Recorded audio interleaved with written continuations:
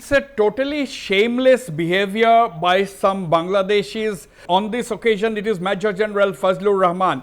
Total shameless behavior. Why I say total shameless behavior is that people like Fazlur Rahman, who has been a former Major General of the Bangladesh Army, he was the former head of the Bangladesh Rifles, and now he has been inducted by Muhammad Yunus almost into his kitchen cabinet by making him the chairperson of the Independent Inquiry Commission to probe the 2009 mutiny in the Bangladesh Rifles that killed 57 Bangladesh Army officers and 20 odd others. Now why I am saying shameless, because Bangladesh has totally forgotten the behavior of the Pakistani army during the liberation war. The Pakistani army descended on Bangladesh, they rampaged the country, they carried out a genocide of Bangladeshi women and children, and they have forgotten about it.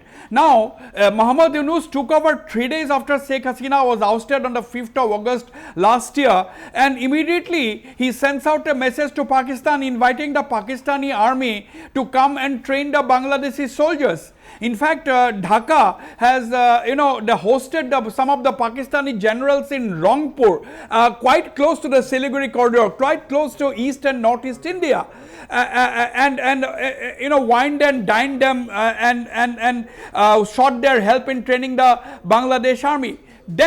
Then Muhammad Yunus decides to go to China and make the ridiculous comment. He's invited the Chinese to come and open shop and expand its economy by freely doing whatever they want in the Bangladesh territorial waters along Northeast India. They said that in Northeast India is landlocked and we are the only guardians of the sea, and so on and so forth. And now one of these close confidants of Muhammad Yunus, this controversial character called Major General Fazlur Rahman, he says that if India attacks Pakistan, Bangladesh should take over the 7 northeastern states. There cannot be anything more ridiculous than this statement by this former so-called army general. He is a so-called army general. He is supposed to know the dynamics. Does he not know the capabilities of the Bangladesh security forces vis-a-vis India? So these are questions, this has become a laughing stock actually. Therefore, he even went to the extent of saying that, that Bangladesh should establish some kind of a mechanism with the Chinese military. There should be a military cooperation, between Bangladesh and China. This is something which is a laughable kind of a proposition, as if the Chinese have nothing else to do than collaborate with the Bangladesh army, ignoring the fact that India is a huge market and the Chinese at this moment are extending the olive branch to India. First the Chinese came up and said that okay, we now have to resume the direct flights and so on and so forth. Now the point is, why are people like Fazlur Rahman and characters like Fazlur Rahman and his ilk are indulging is India bashing? Because Muhammad Yunus, the 84-year-old frail economist, he has decided to bring in a lot of India baiters in and around him. This post by Fazlur Rahman last Tuesday on Facebook, he made this post in Bengali that was immediately endorsed by one of his fellow Inquiry Commission members, Shahnawaz Khan Chandan.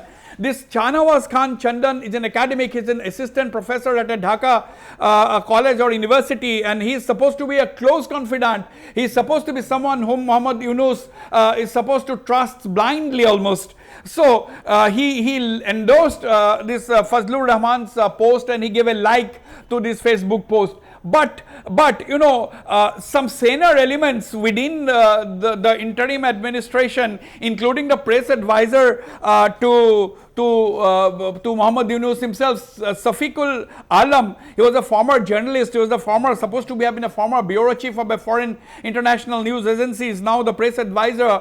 He came up with a post, or at least a post in his name on Facebook, which says that we completely dissociate from this post by Major General Fazlur Rahman, and said that he has made this in his personal capacity and so on, and he said that the interim government does not endorse any of this or in parts this whole kind of rhetoric. So the Bangladesh interim administration, via their press secretary, who has turned out to be some kind of a senior element, he has completely dissociated from that horrible and ridiculous statement by this Major General Fazlur Rahman.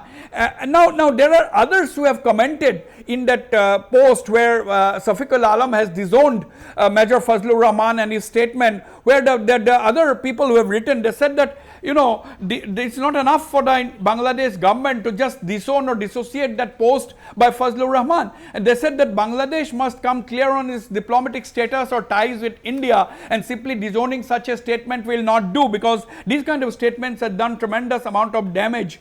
And now these are very, very short-sighted ideas of some of these Bangladeshi people with the security establishment. You know, they think that if there is a confrontation between India and Pakistan, India will be heavily engaged in the Western Front, and therefore Bangladesh can easily come and do some nuisance in the northeastern frontier. So that's a very shallow kind of an understanding and shallow kind of an argument. But I'm not surprised, because it is this same man, Fazlur Rahman, during whose tenure as the head of the Bangladesh border, Bangladesh Rifles, BDR, Bangladesh Rifles in 2001, that, you know, 16 of our BSF soldiers in the Meghalaya sector across the village of Pirdua were snatched and killed in a most brutal manner from point blank range, and that had created international condemnation, because they did not give that basic respect to the slain Indian soldiers. They were carried. I myself reported that incident. I cannot forget that. Vivid images are still fresh in my mind. The dishonor, the disrespect shown to these slain border security force personnel who were carried in bamboo poles by Bangladeshis in territory before they were handed over to India. So Bangladesh is now in some kind of an adventurism. These are stupid propositions by people like Fazlur Rahman, which does not hold water basically, but it is some kind of a nuisance and irritants for us in India.